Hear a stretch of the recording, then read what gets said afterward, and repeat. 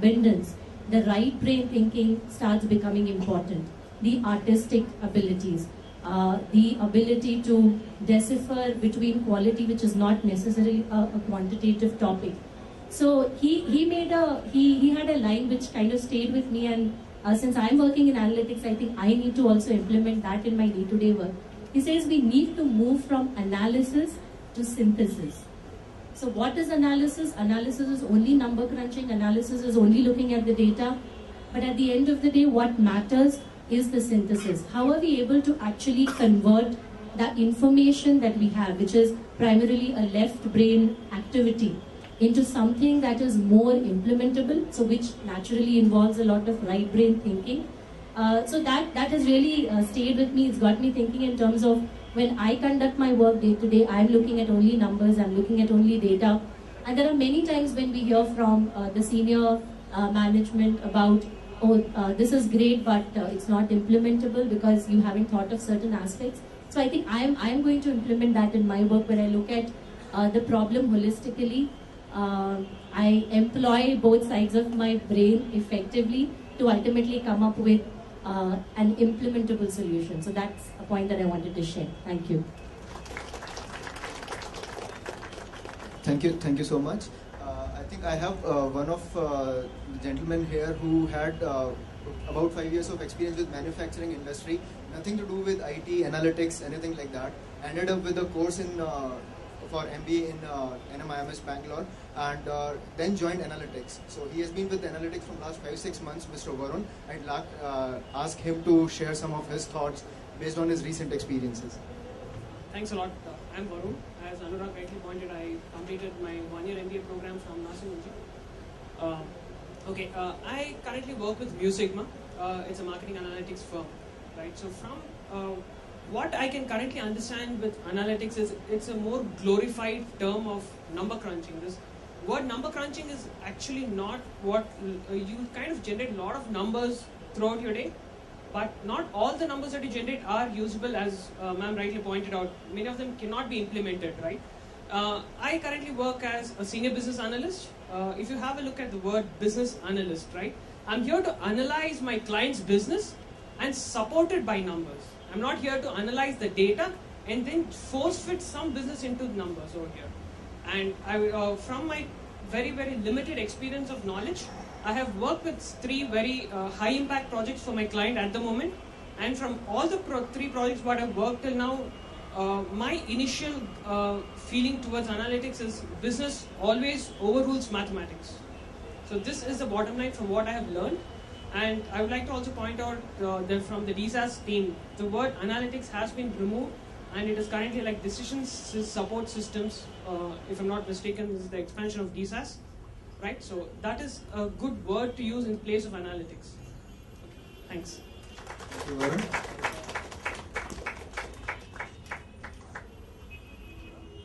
Hi, my name is Sandeep. I just wanted to say a few things here. Nice debate, very interesting. The only thing which I found is that a lot of people link analytics with statistical methods, which is probably the way it started out in India and the way it has been for some time, which is probably not the best thing to look at. That's one.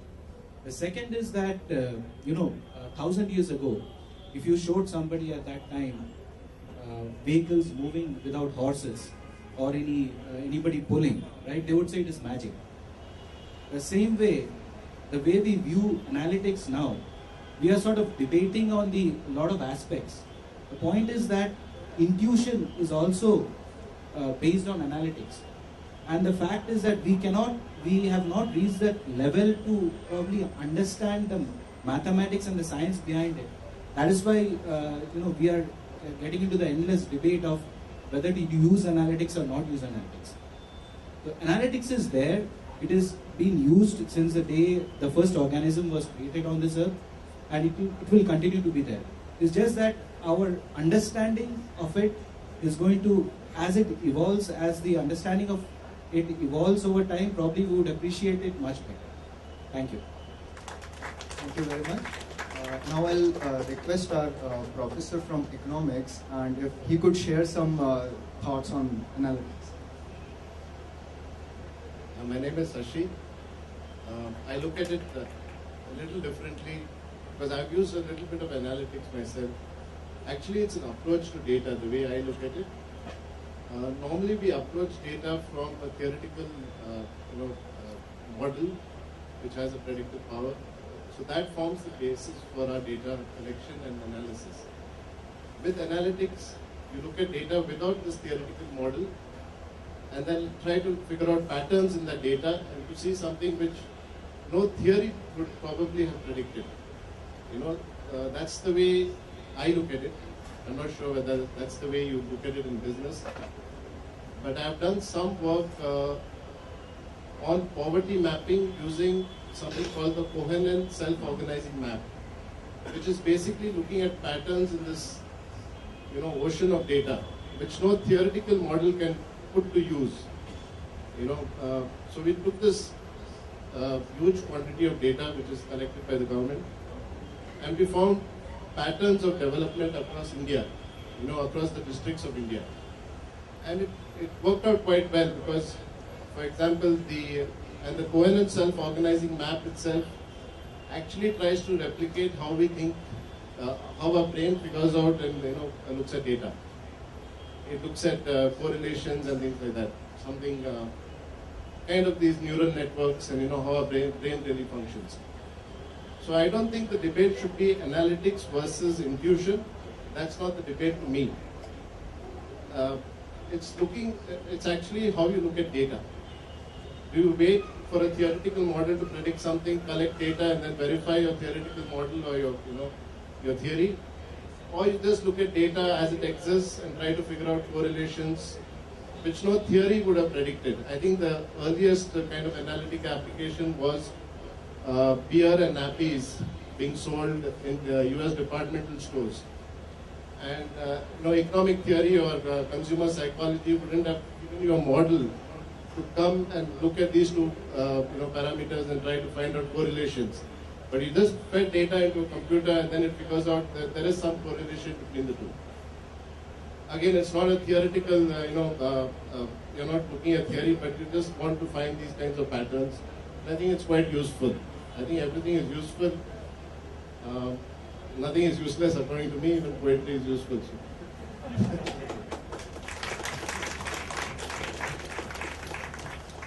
Thank you. I'll ask Professor Nagendra to share his thoughts on that.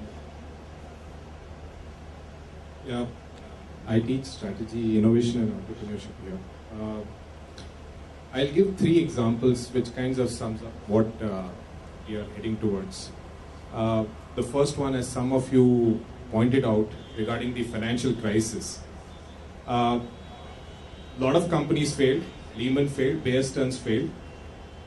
And one of my friends gave the example of JP Morgan and Goldman Sachs, which kind of prevailed over the crisis. Historically, most of the people who are betting on the bullish market in the home prices of especially in the United States of America, they found out a data point that historically, since last 70 years, never before in the American real estate prices, all the home prices have fallen together at one given point of time. That was the first precursor for everybody to go long in the market and were on the bullish side of the market. Courtesy, you had people betting huge money, resulting in failures. Bear Stearns failed, Lehman failed.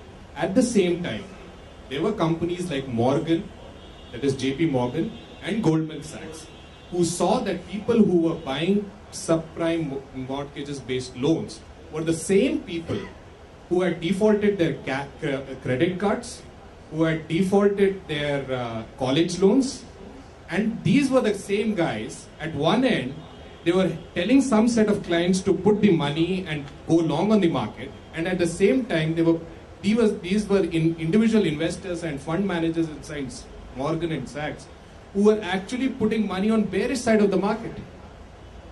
So it was, Lehman could not see that. Some people, some intelligent people saw that. Now, what do you say that? That's how do you use your analysis? How do you see information as? We are not going to debate about whether analytics matters or not. It's going to be how do you use that analytics? Second example, which I'm closely working nowadays, is a fantastic company called Biocon. Every stock analyst in Dalal Street that I have talked about who is following this stock is putting long money on this. And the reason is, these are the guys, if you have heard the press reports, are actually developing oral insulin. Any analytics that if we come out with will tell you that every single company has failed developing an oral insulin. But the sheer fact that diabetes is growing at an epidemic rate is the information that they have used to innovate. So if I say how do I use this information, this is the basis for a company led by Shaw, Kiran Mazumdar-Shaw, to innovate along. And third example, which is more personal, I call, especially a certain client of mine in Africa, in Kenya, and for 1 month when I started calling, after the 30 days or somewhere down the line, Airtel gave me a personalized message, said that from here on, future calls to Kenya for me is going to be 10 paisa per second. That's also analytics for me. So it's about how do you use that information? How do you be judgmental about it? And at the same time, how do you be intuitive about it? As Shashi said, that this is not intuition versus analytics. It's using the basis of analytics to move up higher the ladder and to do some things which others have not done, to create those segments and positions, whatever we want to call it. Thank you very much. Thank you very much, sir. I think probably do we have anybody else? Good afternoon, everyone. My name is Sagar Sharma. I'm a student of EPG DBM program, and I've worked in the IT industry for the last 5 years, and I'm currently employed with TCS. Now, I've been a chess player from the very beginning. I played chess while I was in school. Then I represented my college at university level competitions in Delhi. And when I was growing up, when I was still in school, a lot of development in IT led to development of tools for analysis of games in chess as well, analytics softwares that dealt with analyzing chess. Now, even in those days when I played on some of the games, I realized that these games have been made by some people, some software developer, and there has to be some glitch, something that has been missed out. And it so happened that every time I used to find some of the other problems with the software. Now, the problem was not there because there was some logical issue there. The problem there was because of our individuality. That is, each person is different. We think differently. Some people are good, like Jack Welch. He has the gut feeling. He's better. Nobody can replicate him. No analytics software can replace him. And some people are very bad with it. Now, if I give my example, I'm not very comfortable with numbers. But when it comes to crunching, say, number problems or solving riddles, I'm very good at it. Now, the way I used to play chess, I was never a player of very high standard. I'm more like a club player. I'll play to make you sorry that you're my opponent. I'll never play to win a tournament. So that's my personality. That's who I am. That's my individuality. So no matter how much analytics you use, the human factor will still remain. The day we fill this human barrier, then we all will be obsolete. So there will be no need of us as well. So I'll rest my case with that. Thank you, Sagar.